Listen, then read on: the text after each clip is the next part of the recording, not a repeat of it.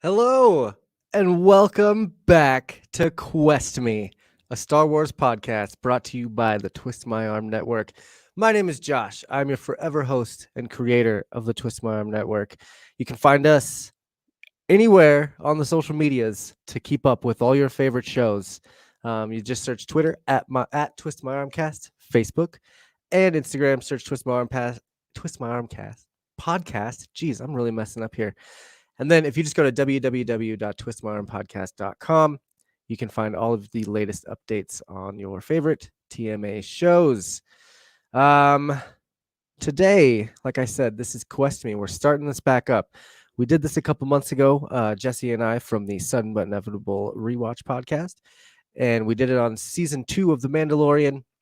Now we're starting it back up for season 1 of The Bad Batch. Now, I have a different kind of guest with me today. He's not a guest. He's a co-host. He's the co-host of the Quest Me show. And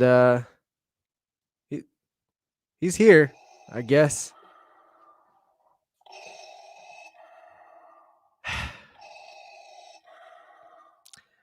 What's up, Darth? What's up? How you? I am good. How's it taking over, the galaxy and all that stuff? The galaxy is very well. Okay, good.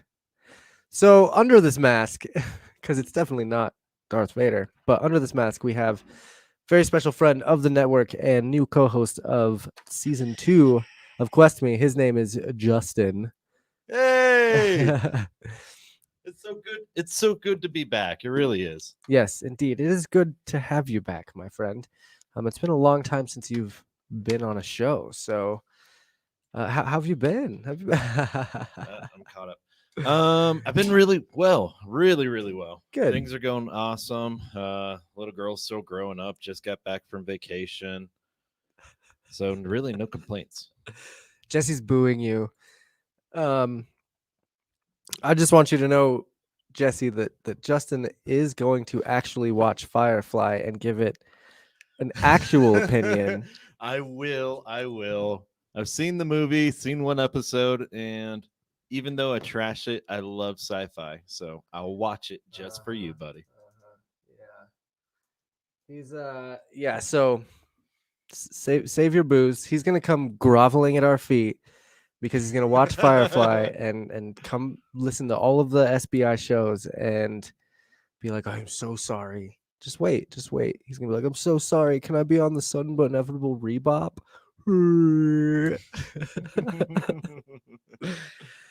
But yeah, great to have you back, man. And it's so good to be talking Star Wars again. Oh, I'm so excited.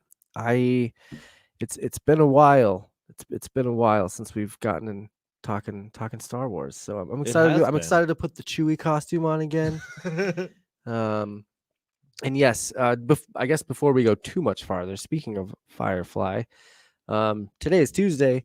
Friday, Sudden But Inevitable goes live for their special Serenity. Is it the movie? I think the movie's called Serenity. I don't know. It's so confusing, and I don't know. This whole season, if you listen to SBI, you see how confused I am. But anyway, we're going live for the movie this Friday, and if you haven't yet, make sure to go check out the interview that we just had with Mr. Adam Baldwin, Jane himself from Firefly. We got to sit down and talk with him for a little bit. So if you haven't yet, go to all your favorite podcasting sites and search for Sudden But Inevitable Rewatch, and you can find all of our past episodes and upcoming episodes. So yeah. Gosh, and there's so much to promote. I'll do all the plugs later in the episode. I have an actual shout out / plugs section built into this show. So we will get much more into that later, including Marvel Canon Madness, TMA PodCon 2021. Ooh. And I think that's it. Maybe that's it. Yeah. Anyway, this is Quest Me, where we talk about Star Wars. May the 4th be with you all. May the 4th be with everyone. Yes. I'm still just so excited to get back into this. On these shows, I love Star Wars and I love talking everything Star Wars, but I try and keep these Quest Me shows on a certain format and a certain sort of path. So we talk about Star Wars on this show, but more specifically, we're talking about the series The Bad Batch during this season. So, like I said, last season it was all about Mandalorian season 2. This season is all about Bad Batch season 1. I know that's really confusing to say all the seasons, but then I believe Quest Me season 3 will start back up again when the Boba Fett series comes out in December. I have to look into that, but I'm pretty sure that's the next piece of Star Wars television that we're going to get. So, Either way, the new content. yes, exactly. New content. New. And not to mention the Bad Batch is created by Dave Filoni. Hashtag in Filoni we trust because duh. And yes, absolutely, Jesse. There will be spoilers in this show. If you have not seen the Bad Batch, go watch it and then come back and listen to this show. Yeah, always spoilers. And this show just came out today at midnight, so definitely when we get to the Bad Batch, we have a couple things to talk about before we get to the Bad Batch, but when we get there, there will be spoilers. So, like I was saying, new cartoon created by Dave Filoni. He did all of the good stuff. Clone Wars, Rebels, Resistance, all the other Right, cartoons. He did directed. Mandalorian, so all sorts of stuff.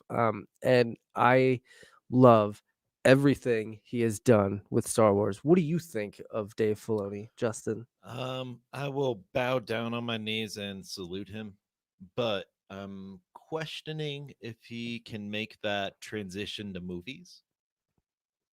That's right. He does have a movie, doesn't he? Doesn't he have a movie scheduled for himself? Yeah, he does. Either way, I'm very optimistic with it, but we'll see where it is. Well, and He I think he's learning from the best. He's learning from Favreau right now, working with Mandalorian. So, and all the other directors. Like, think about it. Filoni is working with a ton of movie directors. I mean, of course, there's a couple that do more TV stuff, but like Mhm. Taika Waititi, John Favreau, I'm trying to think of all their names. I cannot think of all their names, but a lot of them do movies, and so Dave That is Filoni is true. learning a ton from them. I mean, you can see it in the Bad Batch. Some of the cinematography in this episode and like the way that the camera moves around the characters is way different than anything he did with Rebels or Clone Wars. Mhm. And it's all because he's learning that aspect, that live action aspect. So I I think he'll do just fine with the movies. He's a great writer. He That he knows is he knows how to definitely. direct people. He's got Patty Johnson, Bryce Dallas Howard. Those are two of the other ones. Although Bryce Dallas Howard, I don't think she's directed any movies quite yet. I believe Mandalorian was one of her first director gigs. I'm not positive, but I'm pretty sure. Anyway, I'm excited to see that. I'm excited to see a Taika Waititi Star Wars too. Have you Oh, seen his interviews that have come out? only one. Was it the one where he says, "I'm gonna ruin Star Wars"? Yes. It was that. It popped up on one of my Facebook Star Wars groups, and I was like, okay, yeah, I That makes can dig this. sense. Yeah, he would totally ruin it. That makes sense. But I don't think he's gonna ruin it per se. I think it's Healing gonna be different. It'll be everything Ryan Johnson wanted it to be. But and did not fail. yeah, although Ryan Johnson didn't fail. Anyway, we're moving on. Yeah. Um, so this is, like I said, a cartoon series, and there have been a few other Star Wars cartoons that have come out. So I figured it would be fun for us to rate the 4 Star Wars cartoons that have come out. And we'll start at the bottom and work our way up to the top. And like I said, there's 4. So Justin, what is your, and I guess I should say the 4 cartoons Yeah, are yeah, yeah. Rebels, Resistance, Clone Wars, and Clone Wars from 2003. The Tarka something. Yeah, I'm familiar with it. But yeah. So rating those from least favorite to favorite. Let's start with number 4. Justin, what's your number 4? I think we can both do our number 4 at once. because I have a feeling it's going to be the same. What is it? Resistance. Correct. That show is garbage. I hate to say it, and I hate dog in Star Wars, but that thing was brutal. You know, It's annoying. There's really no did you canon watch into the it. whole series? No, no. See, and I did watch this. So it was a toss up for me between my number 4 and number 3. I couldn't figure out which one I wanted to put there because it's not like any of these are my least favorite. It's just Mhm. the ones that I wouldn't go back and watch more than, once or something. So I had to put Resistance there because I did like the end of the first season. It had a lot of fun action and like lore Mhm. added into it. But leading up to that season finale of Resistance was so boring. Agreed. And that's what really made it kind of a bad show. It wasn't bad, it was just not captivating So, for me, I guess. would you suggest like watching the final 2 episodes? Because that I can do. I'd probably watch the final 4 episodes Okay. just because I'm an overachiever. But 2 or 3, yeah, would probably be okay. What's up, Intrepid DM? Thanks for popping in. And you're wrong about the worst being the Clone Wars anime. We are discussing the worst is Resistance. Yes. Um, just because of, I mean, it's probably good for kids, I guess. Yeah, I can see that. I Like bet if I I bet if I young put my kids would daughter, really like that show.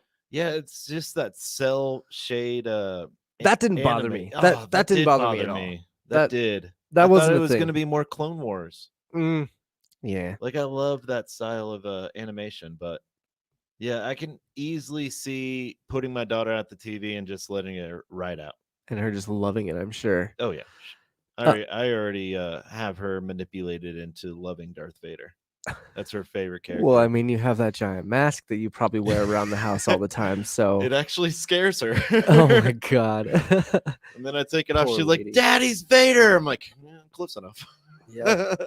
Look, Dad, you're on the TV. All right. So, what's your number 3? Oh well, to roll this into what the Intrepid DM said would be the Clone Wars 2003. Okay. And I'm also on that page. I figured that the top ones would be different for both of us, Oh but yeah, I yeah, I put the Clone Wars anime at that 3 as well. Why did you put it at above Resistance? because Resistance is garbage. But I do like the '03 version of Clone Wars. It's totally different animation, more seems like drawn. With the, I guess I would It use that was word. hand drawn. Let's see, there you go. Yeah. And then I liked it overall. I just never picked it up in the audience, and it sort of died out. It actually got canceled. Yeah, died out. But it was a show on Adult Swim Mm-hmm. that for me I really enjoyed it because it was the first kind of new content to fill the place of the movies. Like while we're waiting for, I think it was episode 3 to come out. It was in between episode 2 and 3.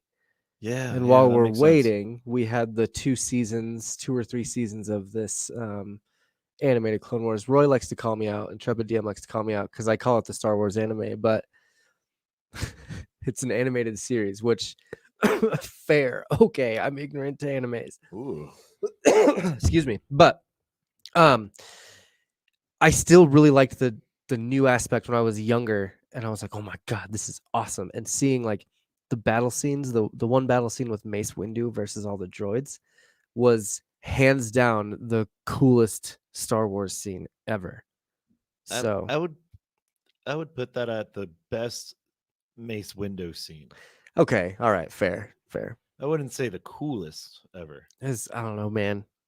He did that with his bare hands. I mean, he's a gangster. So, I don't know. I put that at number 3. All right, moment of truth. What is your number 2? Clone Wars. Clone Wars. Yeah, yeah. it's the longest running one, so it was really hard decision for me. But I'm a big fan about the lore, and then the whole season or the arc where it goes into the Force planet. I love that. I thought it was so cool, and The Mortis trilogy. yep, and I get it. Like most fanboys or older fanboys are like, "Oh, this is stupid. It's ruining the Force." But that's what they also bitched about with the midichlorians. Sure. It just gave it a more round, like, oh, this is deeper. Uh, This is where it stems from. This is where it started. Okay. So But so that makes your number one Rebels then. yes, Rebels Interesting. was awesome. It was dope. Okay. Like when And see, before I didn't think you liked Rebels at first. no, I love Rebels. I'm watching it right now for the like fifth time. Okay. It's short and sweet. I can easily binge it within a week or so.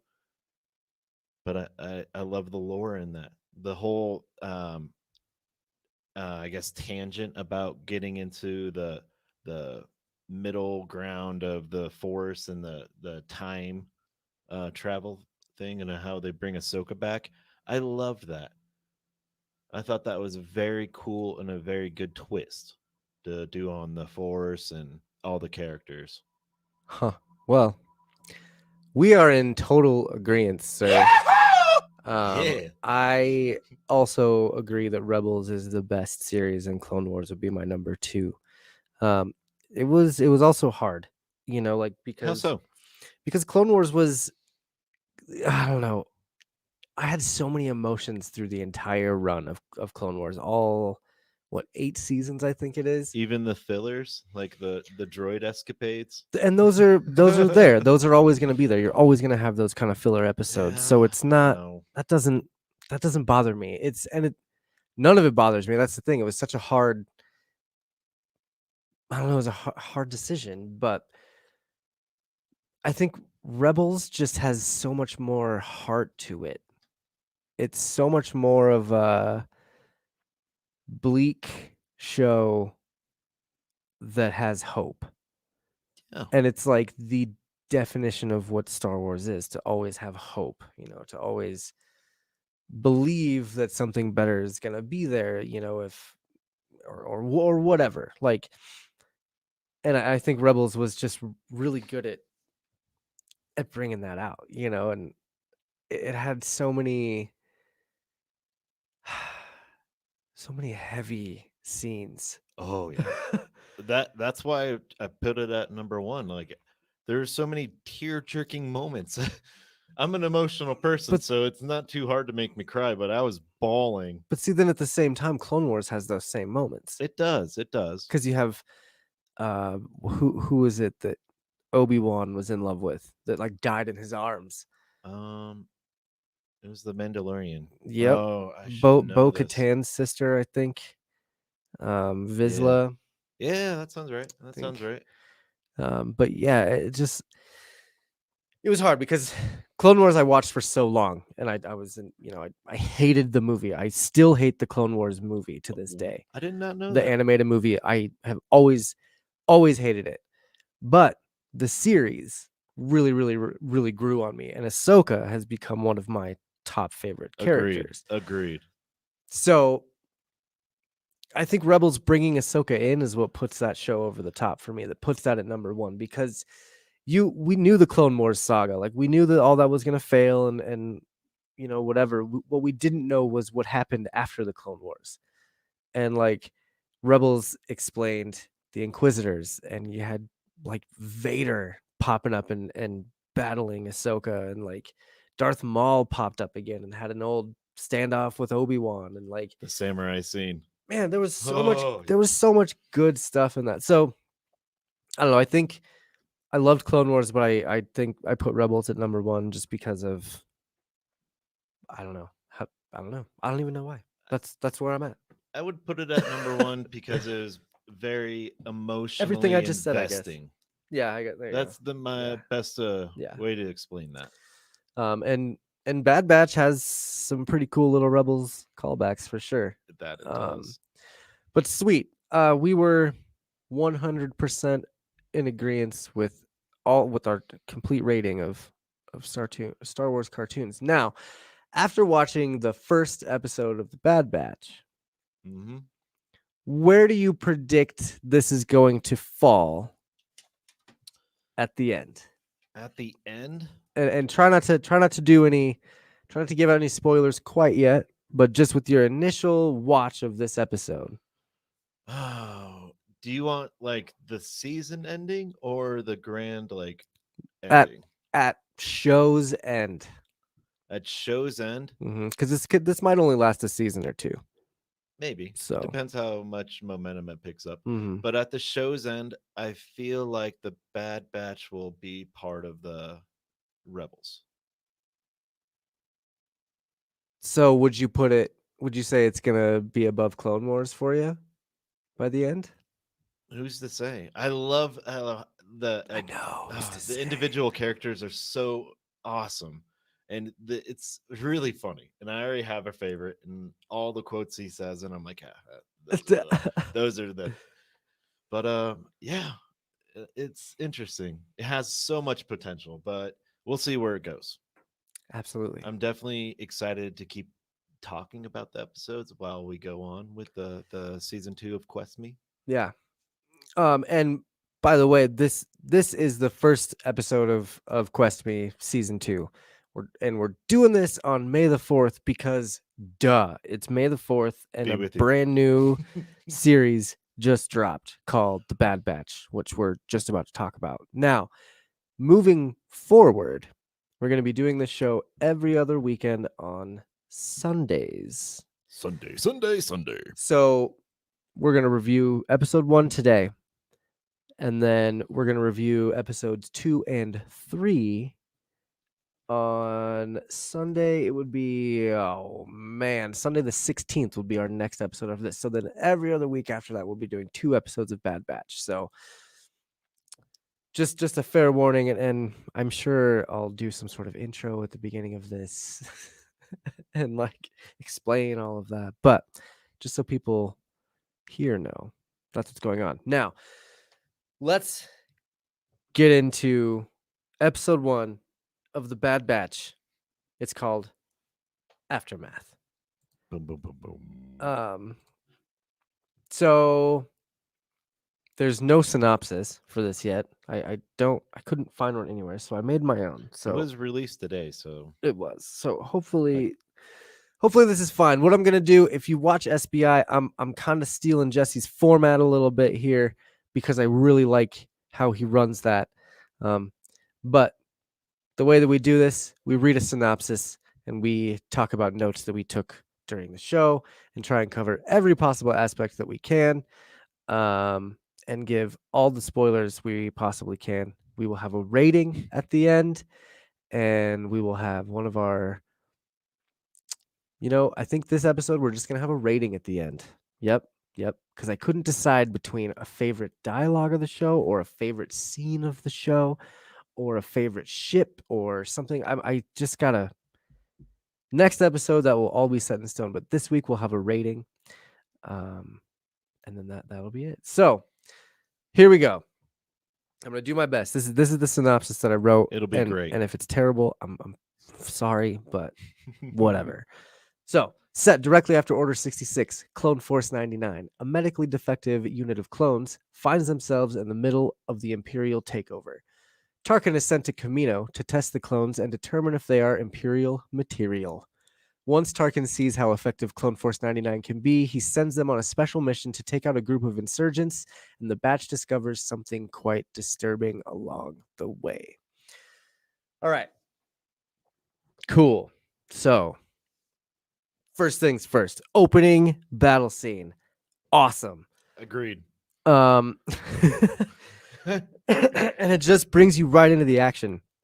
And actually, fucking first of all, they start this with the original Clone Wars fade in. You remember how they would fade in the Clone Wars like logo? Excuse me. The voice. And they fade in the Clone Wars logo, and it's like it's the red Clone Wars logo from the last episode. And so they're fading that in, and then it burns up and turns into the Bad Batch logo, which I thought was a really cool touch. But then after it does that, our boy D. Bradley Baker comes out and does all the sweet narration for the beginning of the show. It's the end of the war, and now we're at Clone Force 99, teaming up with the Jedi on a special mission. Like, oh my god, that was so fucking cool. It gives it a callback from the original Clone Wars. Yes, exactly. And I don't know if I he's gonna do that. appreciated it. I don't know if he's gonna do that every episode. I wonder if he will. I don't think they'll have the Clone Wars fade and fizzle out, but they may do the voice and everything like that. Yeah. It's hard to say. Like, I mean, that shit was cool. That was so much fun to hear him again. yeah, it was. The time is right at the end of the war. The galaxy is in turmoil. He's so good. Oh man. So yeah, then this little battle scene, you see a sweet, it's a Jedi. It looks like a Twi'lek Jedi, I think. No, she has like horns on her head. Okay, but I don't know the species. she's the commander of her clone troop, and her Padawan comes running up, and this is what sucked me in. This is 2 minutes into this episode, and I'm already like hooked because of everything that's already happened. And then this right here sealed the deal, because who comes running up? This little kid. His name's Caleb, and it's the apprentice of this Jedi, right? And at first you're like, Caleb, huh? That's a familiar name for the Star Wars, right? Right. And then, oh my god! And then they're like, where's your backup? And he's like, I got it. They're on their way. And they're like, who is it? And they're like, I got 5 clones. And they're like, what the what do you 5? mean? Yeah. And so then they just keep specifying that kid's name is Caleb. Well, come to find out, Caleb is actually young Kanan from Rebels. Full circle. Oh my god, right? And it's also it's voiced, Caleb is voiced by Freddie Prinze Jr. So they did like some voice work with him to make him sound a little younger for sure. But it was in my notes. I have Caleb Doom because that's his name, is Caleb Doom, and you find that out in like season 4, I think, of Rebels, or season 3 or something, when he's really talking about what happened to him. Yeah, his past. Yeah, but what did you think when you first saw little Caleb popping in? I was just giddy. I was excited. Yes. In my head, I literally the same thought. I'm like, Caleb, who the hell is this? And then it connected. I'm like, oh, Kanan. Yeah, this is how he starts off. This is where his master's killed and he runs away. But like, he didn't mention of getting help from the Bad Batch or any clones. No, he mentioned, like, in Rebels, he hated the clones. Yeah, He was so not short. a fan. And in this, like, obviously he's a kid, he's a Padawan, he has no idea what's going on, and like he's keeping up with Clone Force 99 as they're running away from this battle to go get into another battle, and he turns around and sees his master just get gunned down by clones because, surprise, Order 66 happens. I love this. I love seeing more aspects of Order 66. Execute Order 66. Yes. And I understand people that watch Star Wars and know Star Wars, Order 66 is, played out or something. But to me, it's not very played out. We have not seen a lot of what happens in the aftermath of Order 66, directly after Order 66. The forming of the Empire is new content. Yeah. And just seeing, like, why Kanan hated clones as much as he did, like, and he was devastated. You know what I mean? He was so devastated to see that, as anyone would be. But what did you think about the clones not reacting the same way? What were your first reaction to Clone Force 99 turning around with Caleb going, what the hell is happening right now? I saw that from a mile away. Because, they're medically defective or have specialized traits that enhance strength, or smarts, and awareness. So I was under the assumption that, yeah, these guys don't have a functioning whatever chip in their head. But then, it turns to the side, and then you're like, oh shit, that guy does. Yeah. You're talking crosshairs. Crosshair, yeah. So let's go through this. Clone Force 99. You got Hunter. He's the leader. Yep. The And awareness. he's very very aware of his surroundings. He's a tactician, I think, too. He's very good at making battle plans. Then you got Wrecker, Ah, the big wrecking ball. the he's brute. Yeah, he's I fun. love him. Then you got Tech. He's like the Donatello Yep. of the group. Oh, good analogy. And then He's the nerd. yeah, for sure. And he has like the Donatello glasses. That's kind of what reminded me of it. Because like he puts on those little glasses and shit. But then you got Crosshair, who's the sniper. You know, he's the mage one hanging out in the background. And then you got Ooh. Echo. Echo was the clone that joined the Bad Batch in the final season of Clone Wars. Yep. Everyone thought Echo had died, and then they found him like attached to a machine, and they were like pumping his brain for information about how the clone armies like ran. And so he looks like a Borg now. Oh, you're absolutely right. He's all like extra pale. Like all he needs is the little eye patch thing, because he already and a is couple more mostly tubes. machine. But yeah, for real, he looks like a Borg. I always thought he looked dead, but then that analogy is perfect. Right. And yes, Jesse, this is absolutely made for kids, but I promise you, with Filoni running this, that by the end of this, adults and kids will all love it. Because that's how these shows run.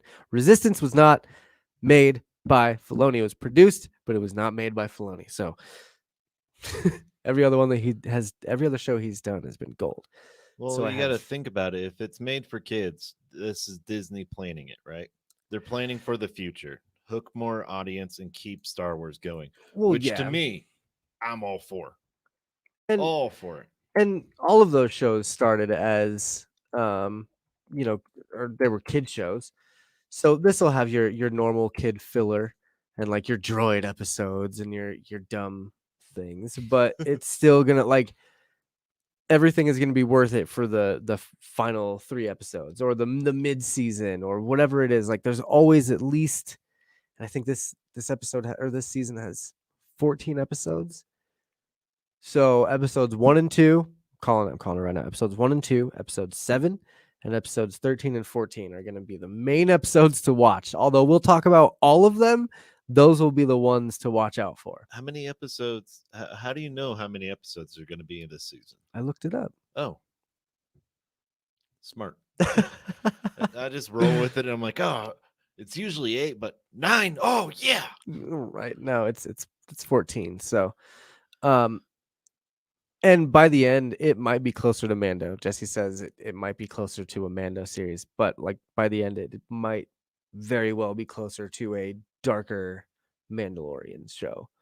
You already see that in this episode. There's a lot of darkness going on. Like the fact that Tarkin sends them to go kill a bunch of innocent people. Yeah, the insurgents. The insurgents, yes. Where the Bad Batch thinks it's a bunch of droids, when in actuality they go there and they find out it's like families. It's like a bunch of kids. And Saw Gerrera. And Saw Gerrera, which was cool, yeah. But I mean, before we get that far and talk too much about that, I don't know. I think it's gonna be just fine. So we were talking about the actual Clone Force 99. Echo is the last one that we were talking about. And so we get back to this first opening battle scene where you find out that Clone Force 99 isn't affected by Order 66, except Crosshair. He's the only one that really gets affected. And we don't know why. Yeah, I don't think I wrote it in my notes, but very early on in the episode, I was already like, oh yeah, Crosshair is going to be a problem for sure. Yeah, he's a dick. Yeah. But I mean, it's not that he's a dick. He repeats that thing that they say in Clone Wars, all good soldiers follow orders. And he because he's got the chip in him and the chip works for him, it barely works. It's like malfunctioning, but it still kind of gives him that because you see him twitch, you see him try to resist it a bunch. It was like when Rex tried to resist it in Clone Wars, and he hears it and he's like, what the hell? but he's like because it's programmed, he's forced to shoot at this Jedi and try and kill the Jedi because that's his orders, and all good soldiers follow orders. So, what did you think about the that scene though when Hunter actually lets Caleb go? What were your thoughts about that whole situation? He has a heart. These clones are different, obviously for their attributes, but they're different from the regular ones. Like I didn't at the time I hadn't connected that Caleb is Kanan, but I'm like, oh, you can't shoot it and kill a little kid. That's messed up. And then he follows through, and I'm like, oh yeah, he lets him go, and then tries to spin it that he what it was it stunned him midair.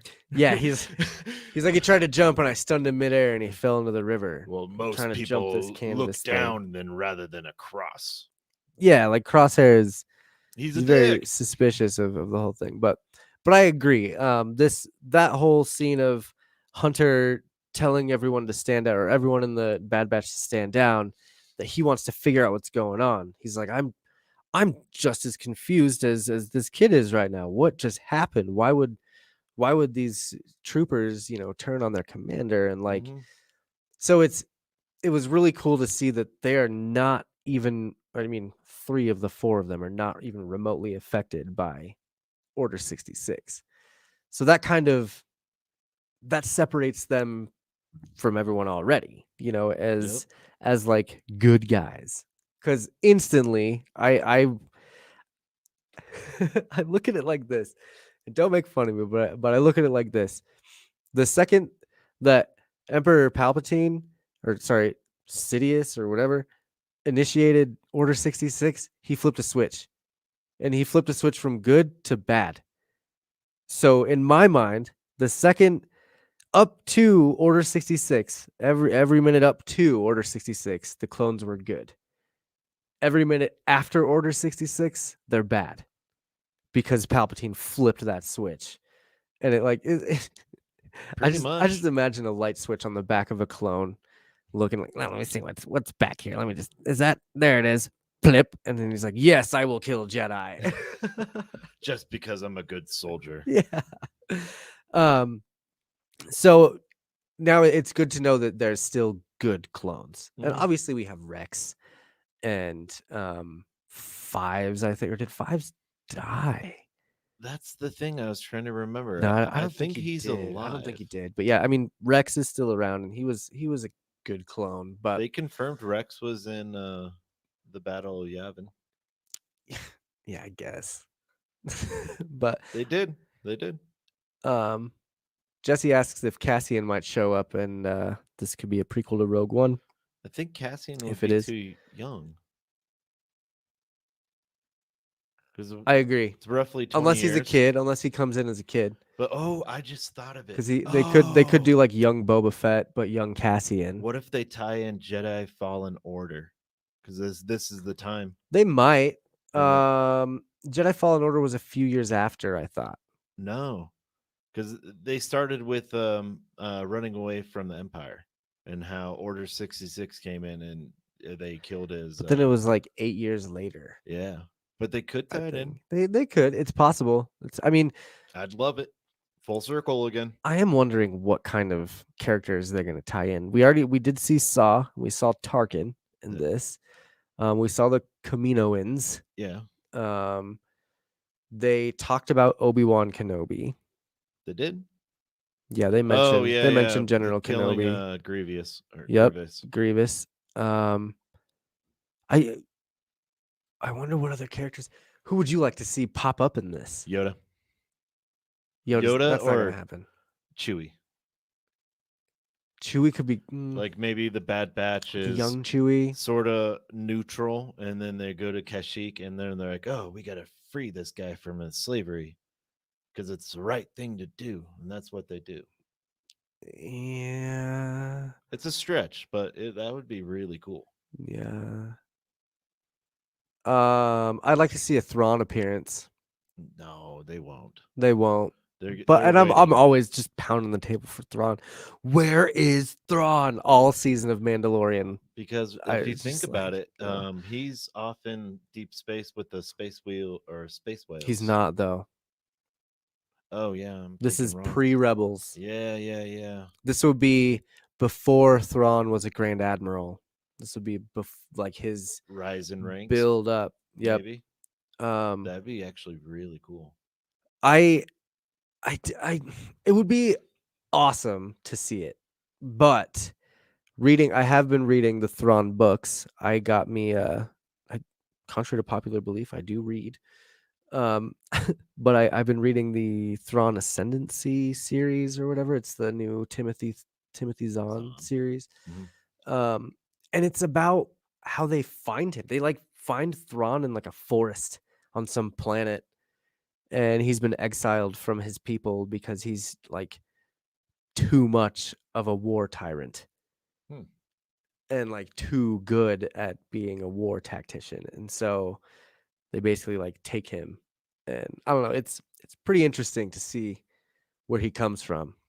But See, I've never read the Throne series, but now you're making me want to. what? You need to at least read Heir to the Empire. I mean, that's one of the best Star Wars books or trilogies ever. Story wise, I mean, they aside from having oh man, they had a clone of Luke, and his name was Luke, Luuke. Luke. Yeah, Luke. That was probably the dumbest thing from that series. I mean, they could Just, tie it into current canon. but that's exactly what I was just gonna say. I was reading about a theory about how Luke, the Luke that just spoilers for Mandalorian if you haven't seen it, but um, the Luke that picked up Baby Yoda Mm-hmm. was the evil clone Luke from that Timothy Zahn Oh. series. So, I mean, we all know that the Emperor was trying to clone himself. Yeah, And then so he could have pre-done it with Thrawn getting Luke. yeah. Oh man, and you know what, Jesse, you're right. Ahsoka is totally gonna be in this show. She's right at the. She just she was in Clone Wars last season. So Bad Batch is directly after the final season of Clone Wars, and Ahsoka had just um basically banished herself. So she Mm-hmm. very well could pop up at any moment, and I'm sure they will. So Yeah, the Bad Batch knew her. yeah, And they can yeah, realize, like, yeah, they hey, did. this is a Jedi trying to run, or a Hmm. former Jedi trying to She's no run, Jedi though. She a left. Force user. Better. Hey, Wild Zach, how's it going? Um, by the way, everyone listening to the podcast, we are live. So if you want to join in on the fun, visit www.twistmyarmpodcast.com to find out when we go live. We actually have a live streaming section on the website that you can go directly to and see our live streams there. So, um, anyway, we're talking about the characters that we would want to see coming up, and I think Thrawn would be for me. And who was yours again? Chewie. Chewie. Okay, so Thrawn and Chewie for Bad Batch. I'm pretty sure those are both really far fetched. I think Thrawn, Ahsoka would be there. I don't So feel, I hey feel Meg, like good to see you. Thanks for popping Thrawn in. is easier to get than Chewie.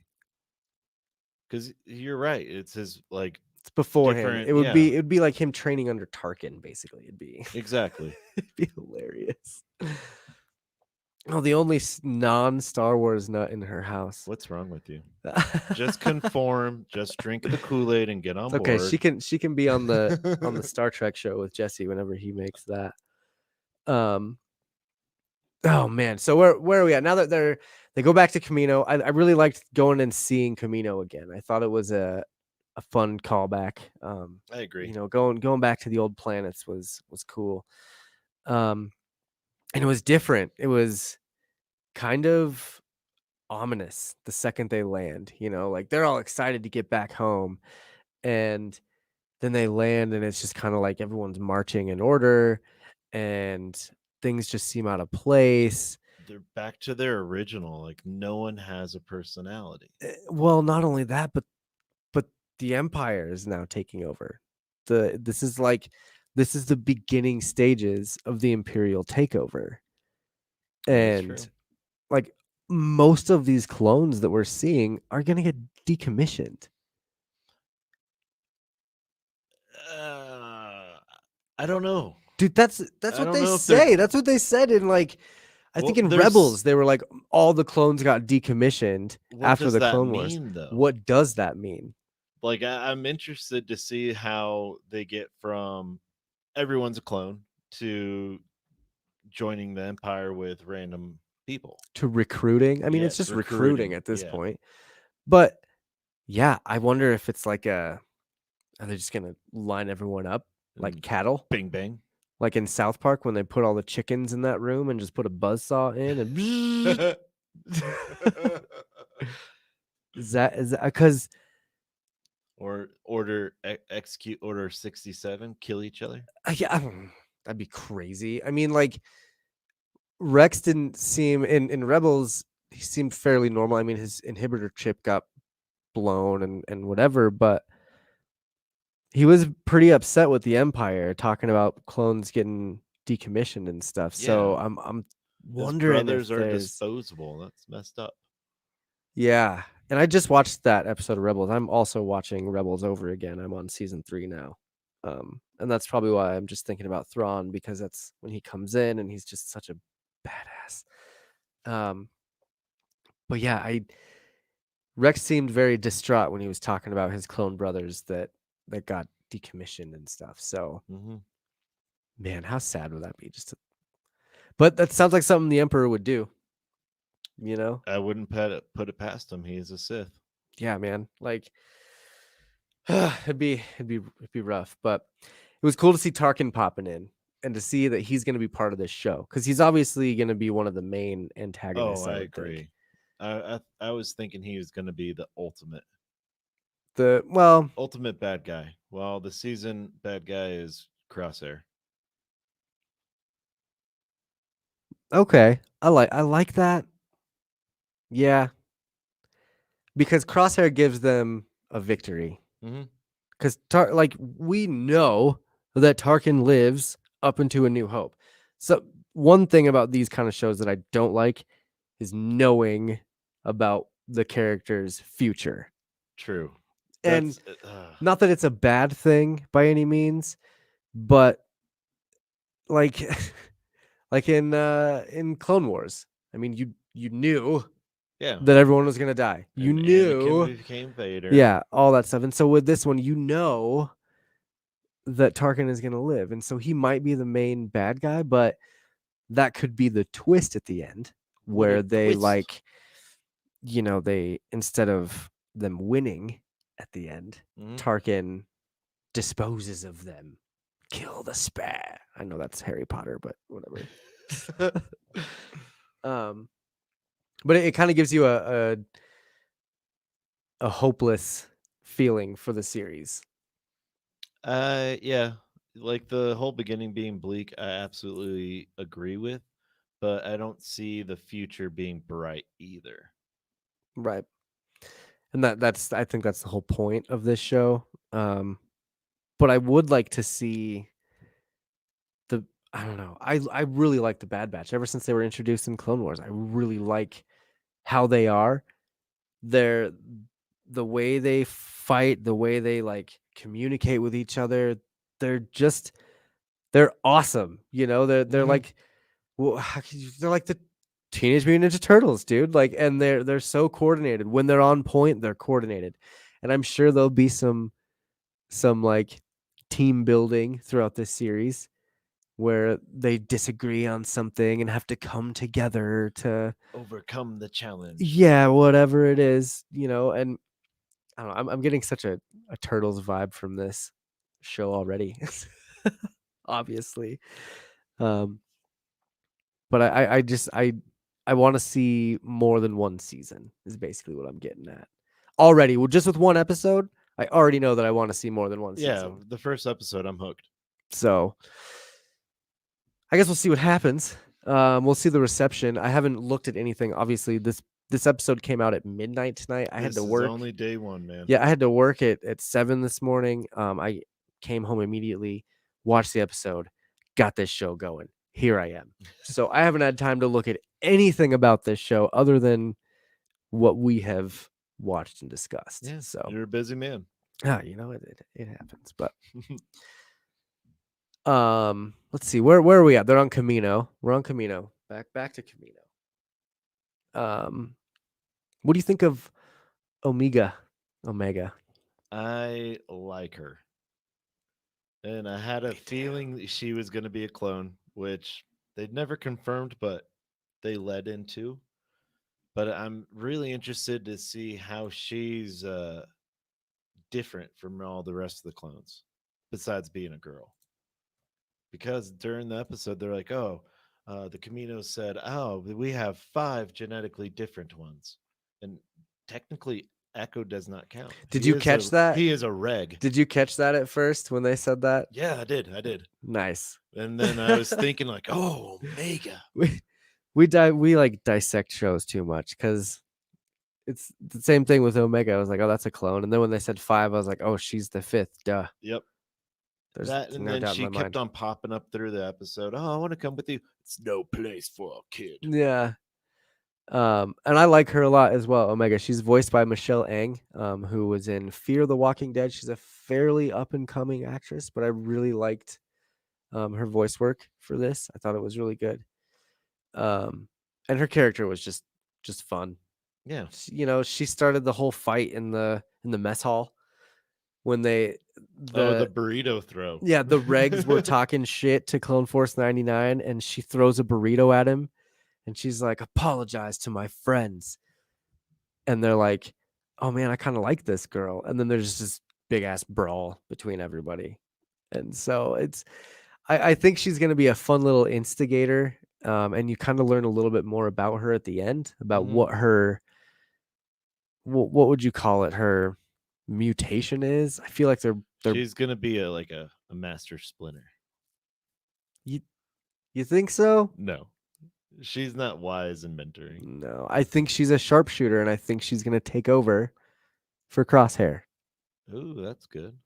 Because as we saw at the end of the episode with her, when they go and rescue her, Crosshair's aiming at them, and she hits his blaster directly above his hand. I know, knocks it out. And knocks it out of his hand. So I think she's going to take over for Crosshair. This is my first time holding a blaster.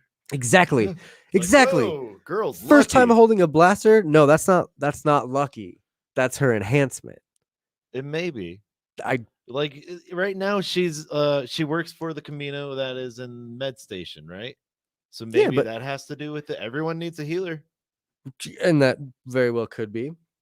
And maybe she has some medical experience now, but I don't think you actually know their mutation until you give them all the right training. And if she's never held a blaster before, then she wouldn't have ever had that kind of training before, and they wouldn't really know.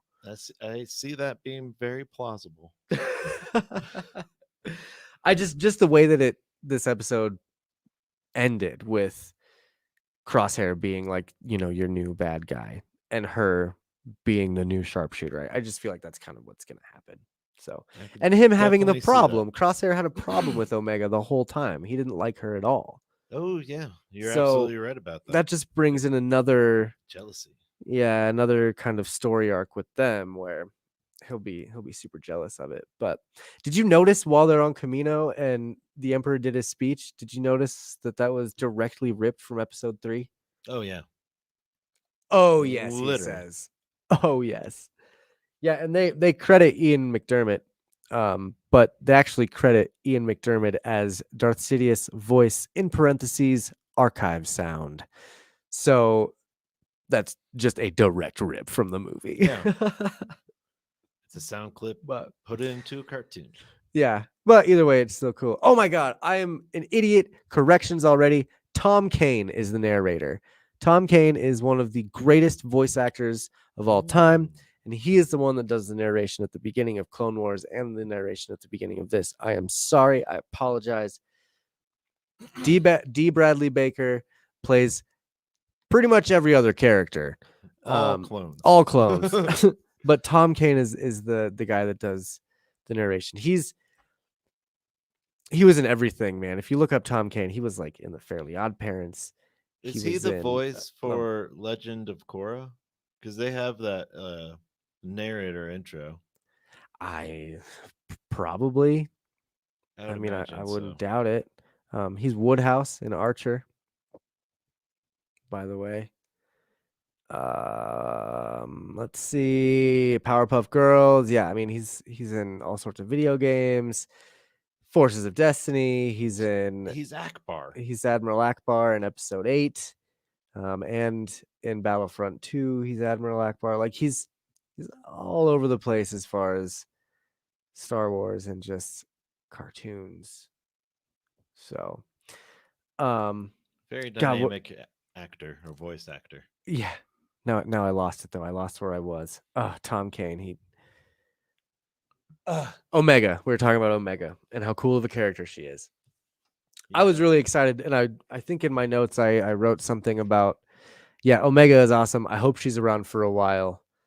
And I put in quotes, apologize to my friends, because the whole throwing the burrito shit was just awesome. So anyway, the burrito fiasco started Tarkin's kind of test. This is where Tarkin decides to test them, because the whole reason he's on Kamino is to see what they're going to do with the clones.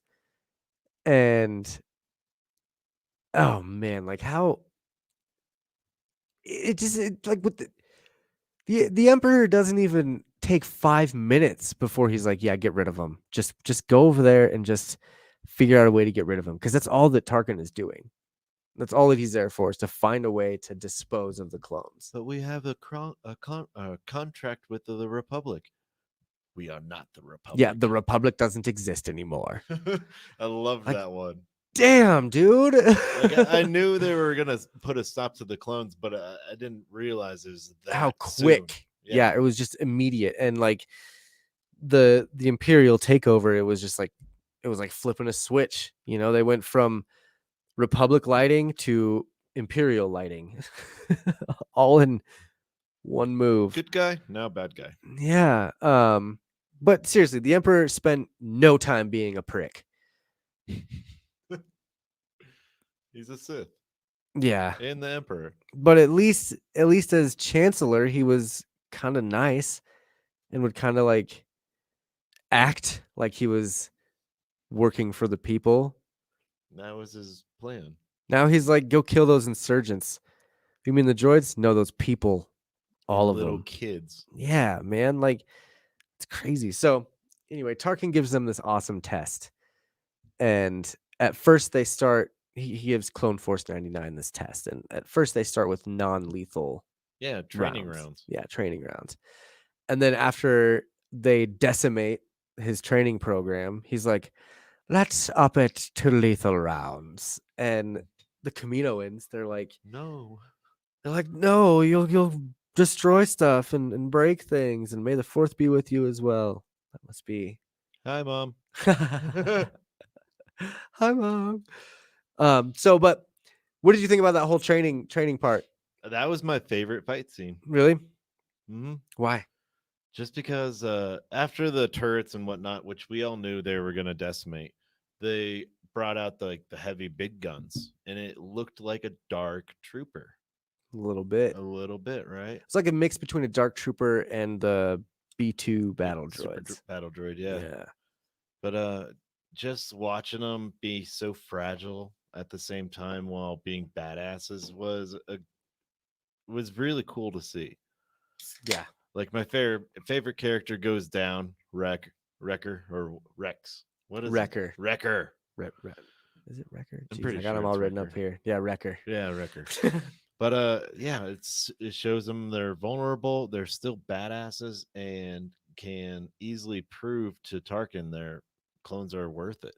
Well, and they work so well together. I don't think they're proving so much that clones are worth it, but I think they're proving that they are worth it.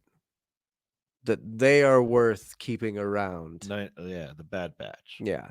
And that maybe, doing that kind of modifications on clones would help in the long run. I think that's kind of what I don't know. They're also fighting for their lives because in the Empire's eyes, they look at the Bad Batch as defects and disposable because they don't follow orders like normal. There was a something they said in one of the scenes was Crosshair says to Hunter, an order is an order, and Hunter responds, since when? And that We just always shows like yeah. disobey orders, like, and that's kind of how they are. They go by their own rules. And with the Empire like really trying to dispose of all that, they're gonna play by their own rules and they're gonna do what they can to survive. And so and that's one of their special powers as a group too, as a unit. That's one of their powers, I feel like. Because they in that training scene or that training fight or whatever, would it be training or battle? I don't know what that would be, but they really banded together, like, and it's the little things. It was the small things as far as like Hunter doing hand signs to Tech and Wrecker being like, "Oh, damn it, hand signs! I don't understand those," and Tech just being like, "It's okay, I got you." Like one person might be slacking here, but this one's helping them pick it up and, Yeah. and keeping them on point, and this as a unit, they're pretty much unstoppable. That's what I thought the coolest part about that scene was really seeing how fucking awesome they are. Watching them do their thing. Yeah. Um Gosh, where are we at now? Training scene after that, they get sent out Yeah, for they get sent out the to the test. insurgents. I We feel like talked that was a nothing but a test. Yeah, and we talked a little bit about the insurgents. But this is a good scene for finding a little bit more about Crosshair, finding out a little bit more about Crosshair and how he's still just trying to follow orders because they get to the insurgents and they realize it's all humans, and he's like, "We got to kill him. That's our orders." And Hunter's like, "No, are you insane?" And come to find out, obviously Hunter's the leader because he knows that they're being watched. Yeah. By who? Saw Gerrera. How surprised were you when Saw showed up? Um, totally surprised. I did not see them tying that character into the show. But it makes sense if you think about it. Like he always hated the Empire, and this shows him he like from day one didn't agree with the Empire, and now they're trying to kill him Yeah. right off the bat. We don't know if he done something in the Alderaan system. I believe they were in It's a Onderon. Uderon system, I think, wasn't it? Underon. It sounded like Alderaan, but it was It's its neighbor. yeah, it's got to be the moon or something. I don't know.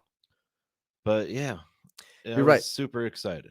It's and it'll be cool to see more of him too. It sucks that he doesn't look like Forrest Whitaker. No, because he's young. He's like 20 years younger. Oh yeah, Like you were saying with earlier today, you were telling me, "Oh, well, Tarkin doesn't look very old," and I'm like, "Well, because he's 20 years younger." he just has the graying like a Yeah, it's just starting to gray. He's still kind of like a semi-handsome 50-year-old man, probably late 40s, early silver 50s. fox. Silver fox. There you go. And by A New Hope, he was probably in his 70s. But yeah, it was really cool. I was really surprised to see Saw for sure. Seesaw. And then, but I mean, I was and I wasn't, because at first I was like, "Oh, sweet Saw! I can't believe they brought him in." But then I was like, "Oh wait, Clone Wars, Dave Filoni, Rebels, Saw's everywhere. Of course he's gonna Yeah. be in this." Like, and which to Jesse's point, that probably means Ahsoka is gonna be in this too, because they're all over Dave Filoni's shit. So, He always ties in his current show with his past. which is fine with me. Oh, I love it. I'm way cool with that. Even though his past show is set in the future, like, past this particular segment of history or whatever. Um, which, by the way, did you catch the way that they like measure a galaxy day? They Oh, the cycles. they tried to do it, yeah, and it was one of those like a fanboy tries to argue about a cycle in a day, and it seems like in this scene they were just like, fucking don't worry about cycles. It doesn't. Shut up, guys. Stop it, It's fanboys. been a long time. Yeah, because it was. He says there are 180 rotations in a standard cycle, but galactic zone changes puts an adjusted figure at 209 cycles since they've been back. And it's like, okay, so what's a cycle then? Around the sun, or are we talking like, is Coruscant the center of the universe, and does everything just revolve around that? Like, how does that? I'll have to look into that for the next episode, because I don't I don't know what a cycle actually is. I don't really know why I got on that subject, but here we are. Oh, because of time. Because we're talking about time. That's why. Time is relative. Yeah. Um. So cool. We talked about Saw. Talked about the insurgents. They obviously let them go and try to return to Camino to go save Omega. That was their whole reasoning for going back there. Omega had warned them that Tarkin didn't like clones and that he was planning something and told them not to come back. But they went back anyway. And what happens? They Thrown get in jail. they get captured. Yeah. So Tarkin didn't trust them and sent a probot just to make sure. They killed the probot and then went home, which I thought was a silly mistake.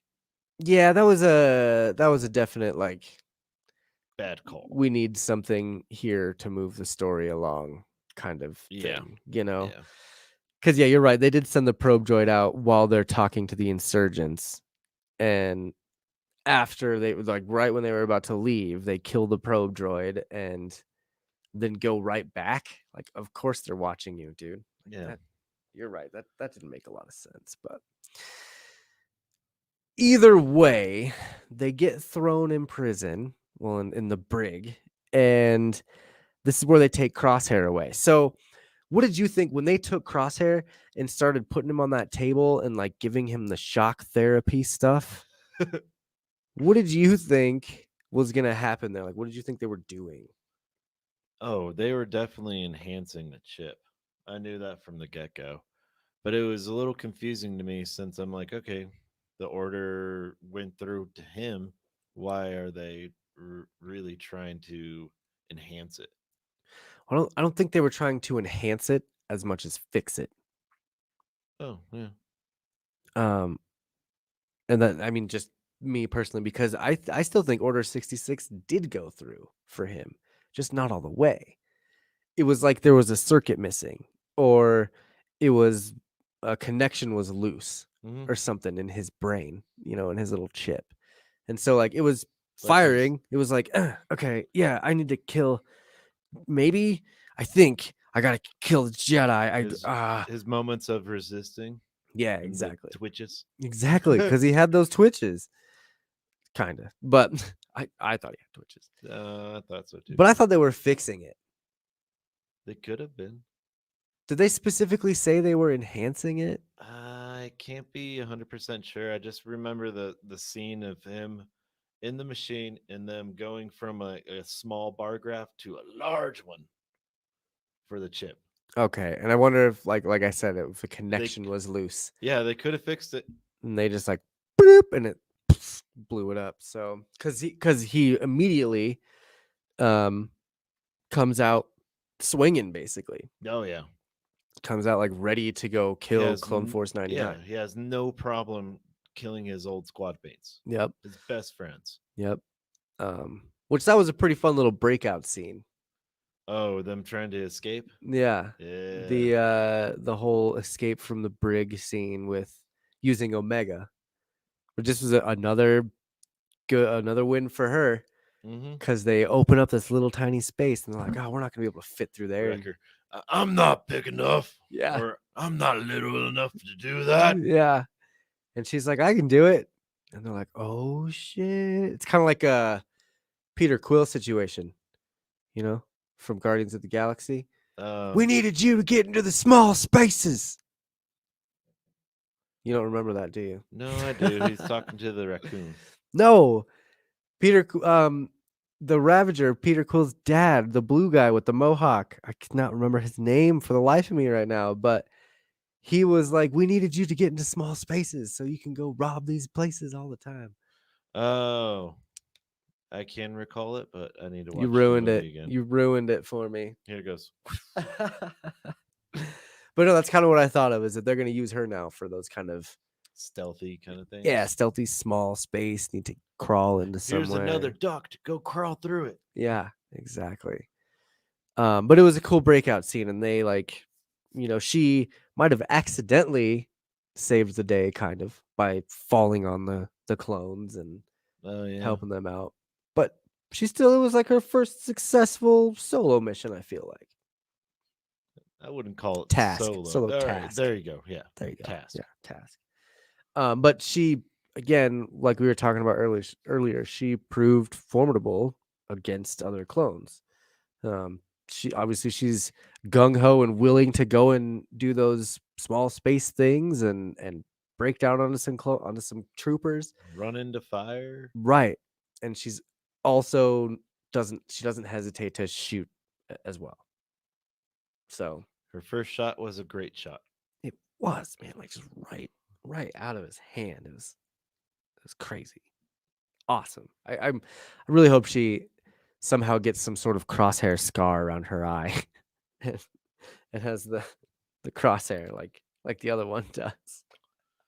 Maybe they'll just brand her when she turns like 18. They're like, okay, you're part of the Bad Batch. We need to give you your crosshair brand. See, now that like her name is Omega, I'm reading more into it. Okay. She was truly the last clone produced. The end. Yeah. Yeah. That makes sense. End of the clones. I could see that too. And she could be one of the age modified, because with all the other clones, they would modify them to grow faster. Yeah, that's right. And that's she's right. still young, so she might not grow as fast as the other ones. Be like Stay a kid. Boba Fett back then. Yeah, exactly. Progress naturally. Exactly. I can definitely see that.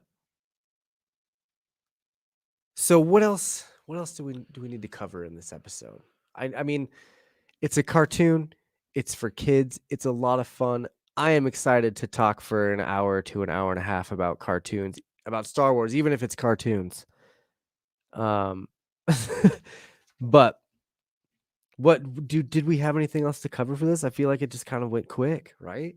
I'm glad we're gonna do 2 episodes at a time now, because Yeah. But we gotta do our special things. Oh, we're going to. I'm just saying, okay, as far as the episode goes, was there anything else that we needed to cover? No, that's pretty much the synopsis of it. Because they didn't like The major points. Yeah. They did get away, obviously, and they escaped from Crosshair and the clones.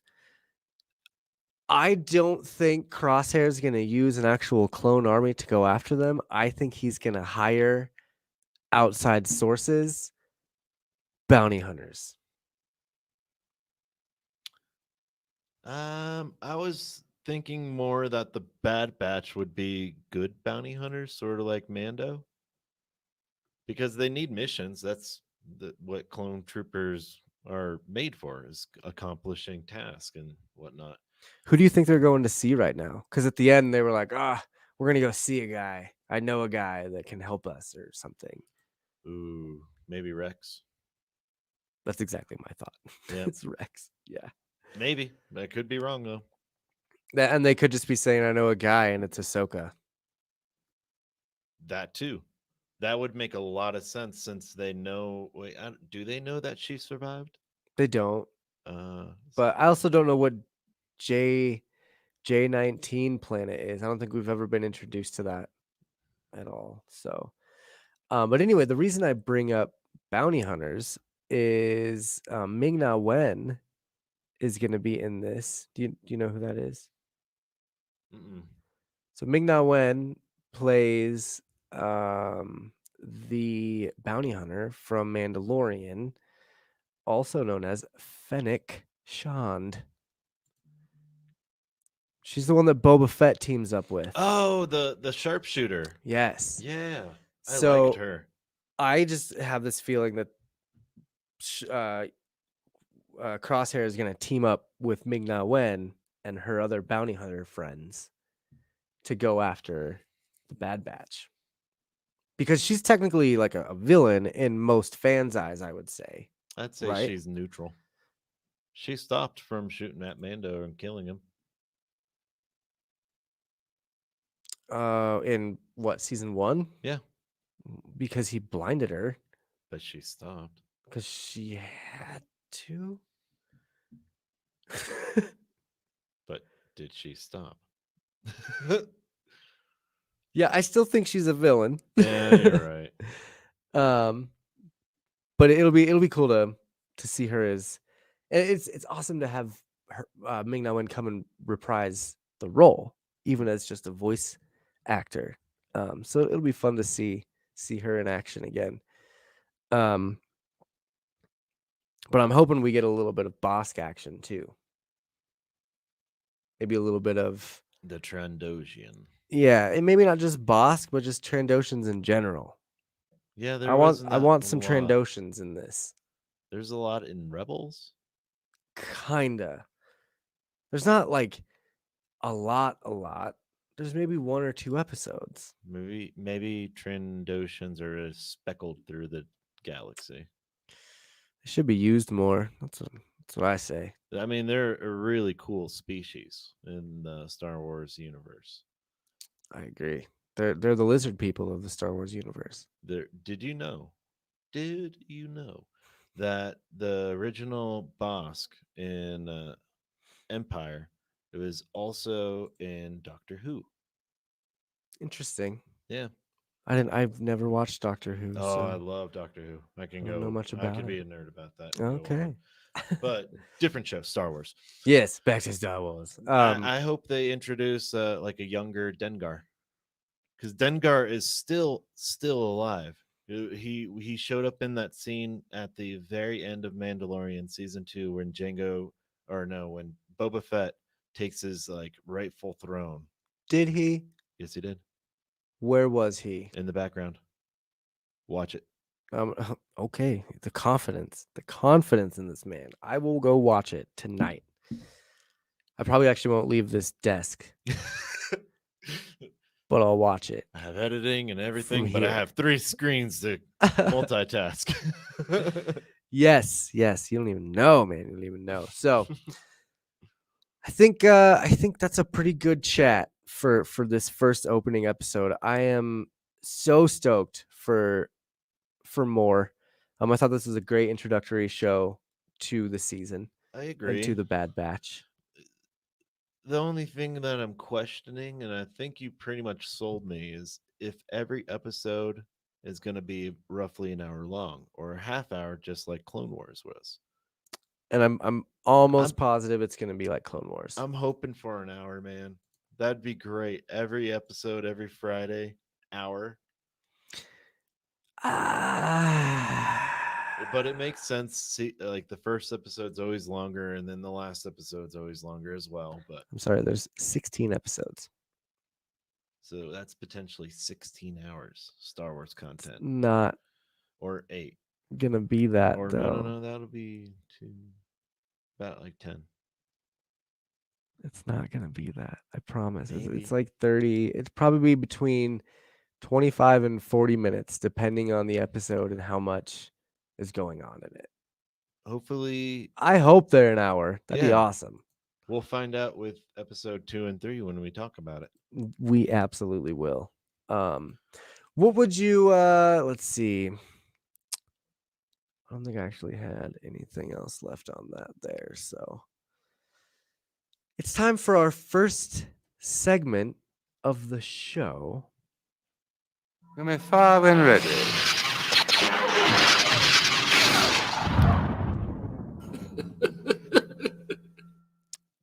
I call it the Tarkin scale. Clever So name. Clever. this is where we rate the episode on a scale of 1 to 10. How worthy is episode 1 of the Empire in this in this for this season? I am optimistic. I'm a happy Star Wars fan. I'm not toxic. Well, besides Resistance. I'm giving it a 8. Giving it an 8. Okay. The only reason I'm giving it an 8 is because, all right, I'm the type of watch or viewer of movies, TV shows, anything like that, that just loves the plot, and I don't go into like, oh, this is how this is gonna go, and this is how I can foresee it. But in this episode, the first time watching it, which is so rare for me, I literally saw how this is gonna play out. I don't know how they get to the end, but it's the means where that is most fun, because we know Tarkin's still alive, so they're not going to kill him or anything like that. But yeah, that's the only reason I give it an 8 is because it was very predictable. Yeah. And that's the reason I gave it a 9. But it's kind of like Clone Wars 2003 for me. Although obviously we had Mandalorian season 2 come out. I love my Star Wars cartoons too. And it's so nice Yep. to have a good cartoon back. Not saying Resistance was bad. I'm sure some kids like that show, but this to me is like I'm stoked again.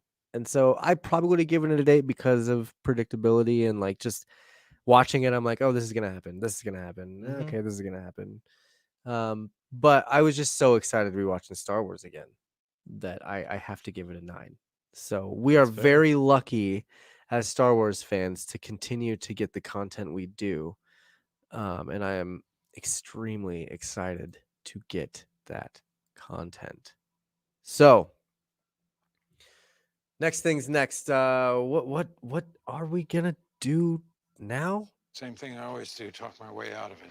That's right. We're gonna talk our way out of this episode and talk about our favorite lines of the episode. This is our first trial segment.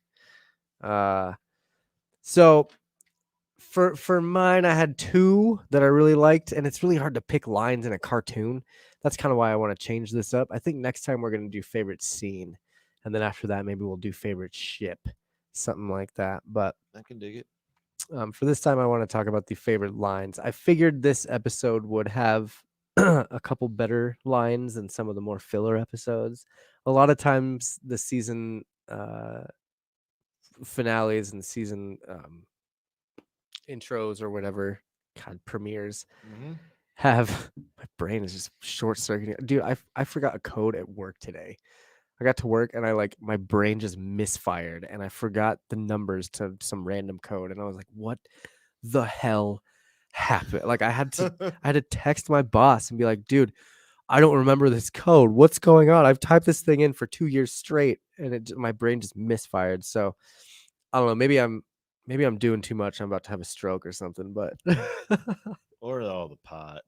it could be all You the do pot. smoke a lot. It could be all the pot. You're very, very right. Anyway, I felt like season premieres and season finales always have really good lines. So for this episode, I did want to do the talk our way out segment. Justin, what was your favorite line of this episode? I have 2. Go Voiced by do it. the same character, Of course. Wrecker. Of course. And the first one that came up in the order of the show was, "Oh, come on! Wait. I've wrote it down so I wouldn't forget. Oh, come on! It's been days since I've blown something up." Oh yeah. Right when okay. they land and try to kill the insurgents, Yep. and then my second one again is Wrecker. I already know he's my favorite character. He's just a dumb brute and a tank, and that's always my favorite.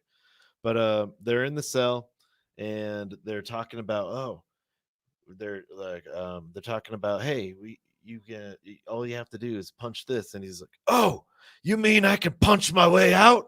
And then he's like, oh, shh. Oh, you know I can punch my way out. Oh my god. It's just such a funny part, and I loved it. Those he did have some good lines, and I also have two. One of them was from Wrecker, See, and it was the line, "I like to blow things up because I like to blow things up." he's a brute, man. Yeah. And then the next line that I really liked was it's at the very end, excuse me, geez, when Hunter is talking to Crosshair, and Crosshair tells him to surrender because he's disobeying orders and you need to surrender. And he goes, "Is that a direct order?" And Crosshair goes, "Yes." And he goes, "Well, I'm disobeying that too." And then just starts blasting at him. I was like, "Oh, that's a cool little leader line. That's a cool one liner. I like that." So for a cartoon, that was a pretty cool little one line. So yeah, those will be our talk our way out lines of this week. Like I said, next week I think we'll probably do I guess depending on where the show goes, we'll see what kind of segments we do. I wanna kind of move in and out of those segments on a weekly show basis, just to keep it fresh. Obviously, we will keep the Tarkin scale around. I like that. We will always be rating our episodes on a Tarkin scale from 1 to 10 on how worthy of the Empire is that episode.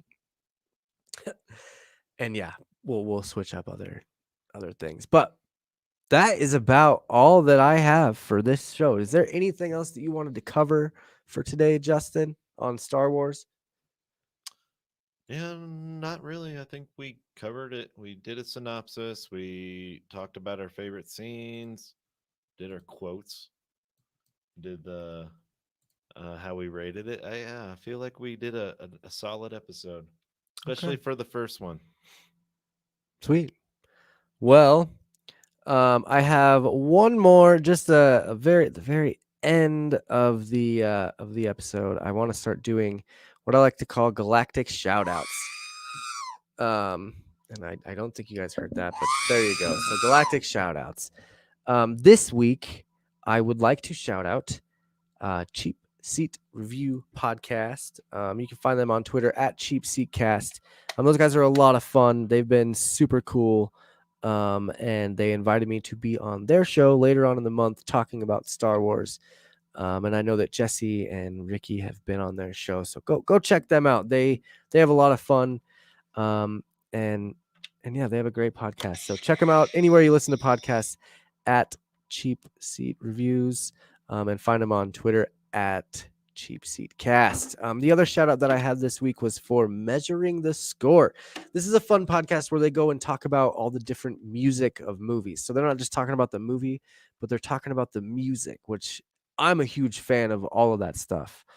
And so listening to these guys has been a joy. So make sure to go check out Measuring the Score anywhere you listen to podcasts, and find them on Twitter at Measuring the Score. That's right, Vader. It's time to do that thing.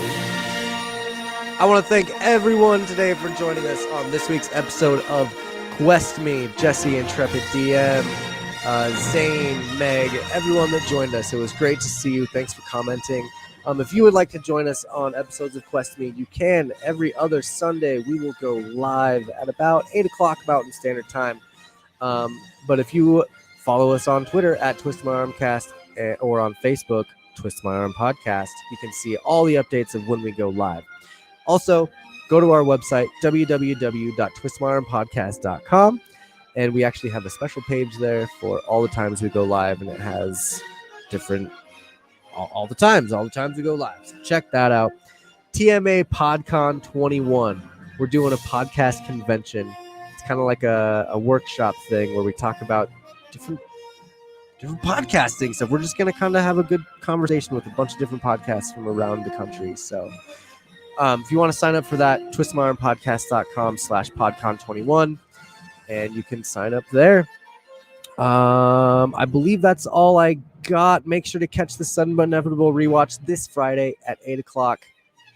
My name is Josh, Lord Vader. We are the Quest Me podcast. Thanks for going on the quest with us.